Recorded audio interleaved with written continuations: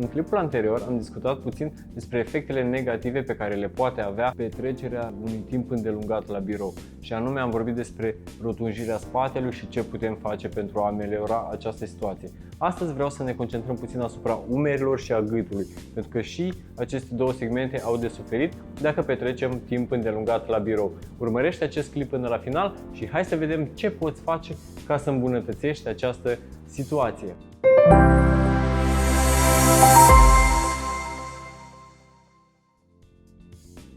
Salut!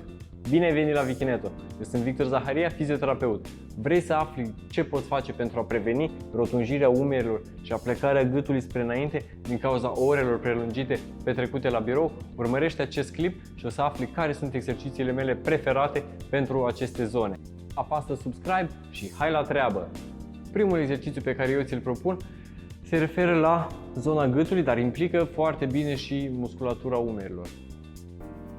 Toate cele trei exerciții pe care le vei vedea în acest clip vor trata simultan și problema gâtului și problema umerilor.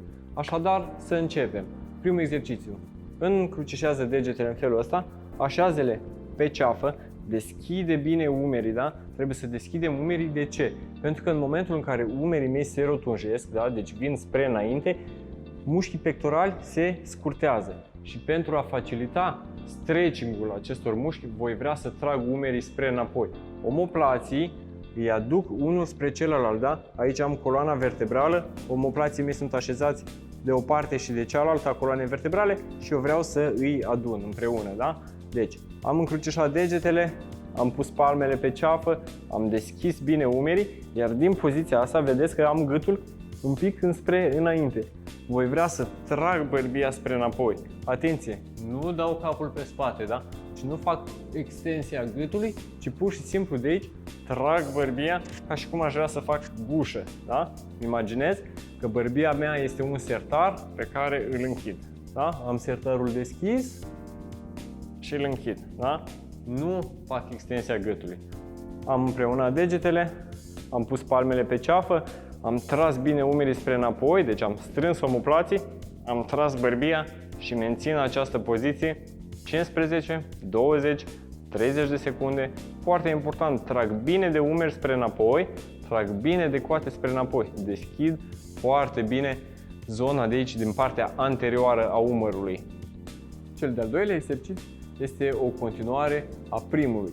Și anume, din aceeași poziție, da? Deci nu uităm, bărbia este trasă, umerii sunt trași spre înapoi, omoplații sunt apropiați înspre coloana vertebrală, iar de aici încep să împing palmele în sus și spre înapoi, da? Deci asta este mișcarea. În sus și spre înapoi, da? Cât reușești. Am dus palmele în sus și spre înapoi și mențin această poziție, la fel. 15, 20, 30 de secunde. Nu uităm de gât, da? Deci nu lăsăm capul să coboare, nu rotunjim spatele, păstrez poziția inițială. Hai să-ți mai arăt o dată. Am încrucișat palmele, le-am pus pe ceafă, am deschis bine umerii, am tras bărbia spre înapoi, iar din poziția asta trag palmele spre înapoi și spre tavan. Da? Am ajuns în poziție finală și mențin 15, 20, 30 de secunde.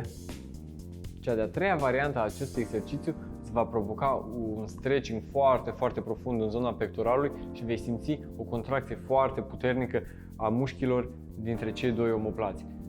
Poziția inițială este aceeași, da? La fel, nu uităm de bărbie, tragem bărbia spre înapoi, umerii sunt trași bine, deschidem bine pieptul, iar de aici, în loc să ridic palmele în sus și spre înapoi, de această dată deschid brațele și răsucesc palma spre exterior, spre înapoi, da?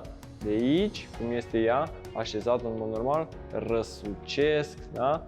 Și duc brațele, încerc să le deschid, duc brațele înapoi, păstrez poziția gâtului, țin pieptul deschis și trag bine omoplații unul spre celălalt, da? Hai să-ți mai arăt o dată. De aici, răsucesc palmele cât reușesc, deschid brațele și trag în același timp umerii și omoplații spre înapoi. Mențin contracția 15, 20, 30 de secunde, revin, iar apoi Pot să mai fac încă o repetare, da? La fel, mă concentrez pe contracția musculară, încerc să răsucesc palmele cât mai mult spre înapoi, brațele le deschid, da? Și păstrez această poziție 15, 20, 30 de secunde, cât crezi tu că ai nevoie pentru a simți cu adevărat contracția și pentru a simți cu adevărat stretching-ul în zona din față. Aceste exerciții le poți efectua o dată pe oră, o dată la 2 ore, o dată la 3 ore, atunci când simți că ai stat prea mult într-o poziție, te-ai concentrat mult asupra muncii de la birou și te-ai găsit în situația în care ești foarte aplecat, cu gâtul dus spre înainte și umerii rotunjiți, încearcă să faci aceste exerciții, începe cu prima variantă, încearcă pe a doua, apoi încearcă și pe a treia, vezi cum te simți, repetă-le ori de câte ori ai nevoie și vei vedea că se va îmbunătăți foarte mult postura ta din zona umerilor și a gâtului. Eu am fost Victor Zaharia, mulțumesc că ai urmărit Vichineto, te aștept și data viitoare. Nu uita, te rog, apasă subscribe, apasă și clopoțelul pentru că eu voi mai face clipuri și să nu le ratezi.